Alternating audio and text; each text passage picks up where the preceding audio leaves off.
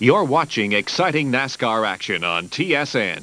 Mark Martin almost spun up in turn number 3, got on the brakes and has brought it down into his pit area. Jerry? And that tire rubbing, as we had mentioned before, has taken its toll. Apparently the right front tire going down. They have changed tires. They made a chassis adjustment, and Martin is away, but it cost him a chance at victory.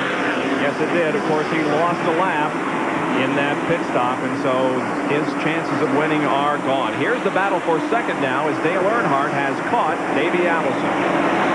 And he moves down on the inside. Ooh, a little close going into the turn, but Davey sees him, then moves up out of the way, so Earnhardt takes over the second position. And Bob Earnhardt has been gaining on Rusty Wallace. We've got, 50-some laps to go, but I think we could see a really good finish because Earnhardt, although he has a lot of traffic between himself and Rusty Wallace, has definitely closed in and could make a real battle out of this thing. I might have put a fork in this bunch too quick. That's right. Because you're right, he's gaining on Rusty Wallace substantially. But this traffic right here is going to hurt him. Yep. It's going to take a second or two off of it. He cut it down to about 2 4/10 seconds. That definitely has hurt him. Jerry, what's Mark Martin's tire look like? Guys, you don't think this would make your heart skip a beat? Take a look at this right front tire. It was rubbing a couple of places on the fender cutting into it here, a couple of grooves, and finally it completely cut it down. And thanks to the Goodyear interliner, Martin was able to make it back to pit road and not slam the wall. He just lost some time and not a race car. Tough break. Indeed. Now Dale Earnhardt, who has moved around everybody, has clear sailing as we watch Kyle Petty, Mark Martin, and Darrell Waltrip. Now Waltrip and Petty are battling for position. Here comes Darrell on the inside, trying to get on the inside of Kyle. Oops, they touch a little bit. And that's for fourth. Darrell Waltrip now in fourth spot. Man, what an afternoon he has had. Now Earnhardt lost a second coming through that lap. He come down to about 2 4/10 seconds. Now he's about 3 4/10 seconds behind Rusty Wallace.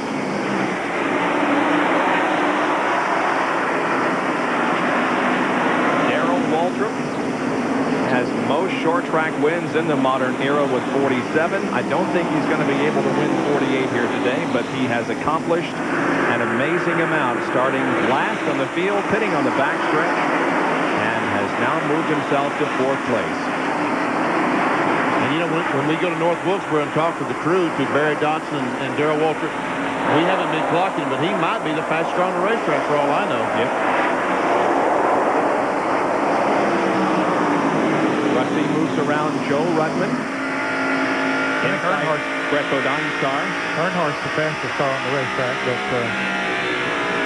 Darrell is running very, very good. Well, we've got exactly 50 laps to go for the Food City 500. 50 laps for Earnhardt to catch Wallace. And another Autolite field summary for you. Earnhardt has cut it down to under 3 seconds once again. You can see we have 7 cars in the lead lap now as Mark Martin actually lost 2 laps on that pit stop. That's strange. Not a car 1 lap down. Yeah. Never seen the Labonte brothers. 60 and 66 laps down. All those cars out of the race. Phil Parsons, you see, lost an engine early on. Now Morgan Shepherd is about to go a lap down, so he would show Rusty passing him now going into turn 1. So now he's on a lap by himself. He doesn't have to worry too much about others at this point. Can Rusty Wallace hold on to the lead, or can Dale Earnhardt catch him for a win in this NASCAR Winston Cup race? We'll be right back. Look at the interval leaderboard here. 2.19 seconds separates Wallace from Earnhardt. Davey is 5.2 seconds behind. Darrell Waltrip 8.5 seconds behind, and Kyle Petty is almost 10 seconds behind the leader, Rusty Wallace. Now, Rusty in a little bit of traffic here right now. Earnhardt has cleared himself from some heavy traffic that they both had to go through. Rick Mast at Rusty's right behind. He goes by on the outside. Rick having a good run here today, currently running in 9th position. He's about to go 2 laps down. Terry Gant right there, who has been in 2 wrecks today, but that Skoll Bandit car is still going. And there's Earnhardt. Yep, 37 laps to go.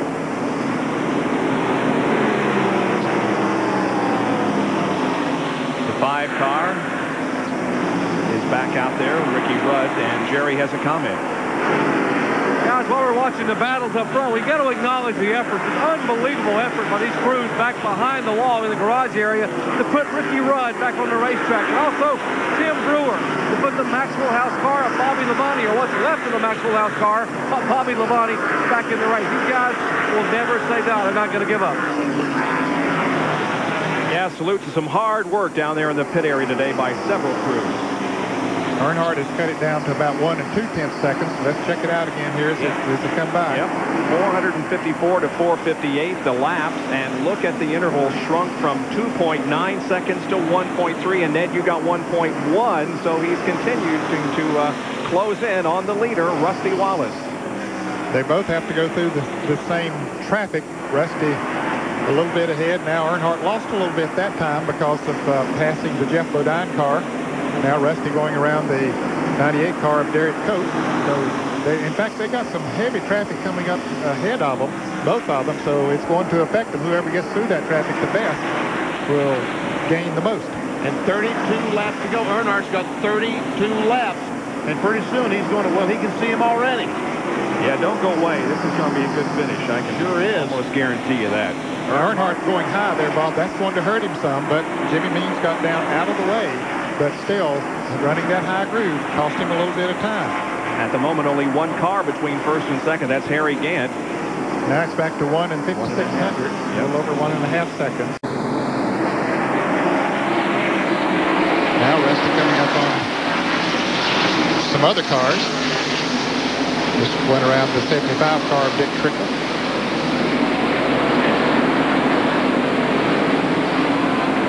Here comes Rusty Wallace, and there comes Earnhardt. You can see him just a half a lap between the two. Now when you can pass straightaway, pass Trickle there, Benny, and passed him on the straightaway, was able to get back down in that bottom groove. Now that's the way you like to do it. It don't cost you any time when you do that, but you have to go on the high side of them around the turn.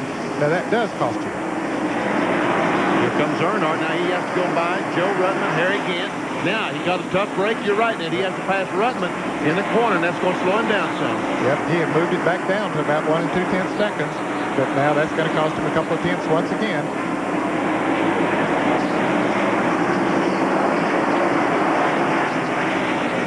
About 1 1/3, somewhere in that neighborhood. Seconds behind now, so again, it depends who they catch and where and how much time they lose. If all the cars would stop right now and just let these two guys out the racetrack, I think Earnhardt would win the race. Well, I think he would catch Rusty. Now, whether he could pass him or not, that would be an interesting situation. I think that's what I meant. I think he could catch him. Yeah. Well, while we have the opportunity, because we are set up for an excellent finish, we're going to take a break and be back with more live coverage of the Food City 500 from Bristol, Tennessee. Stay with us.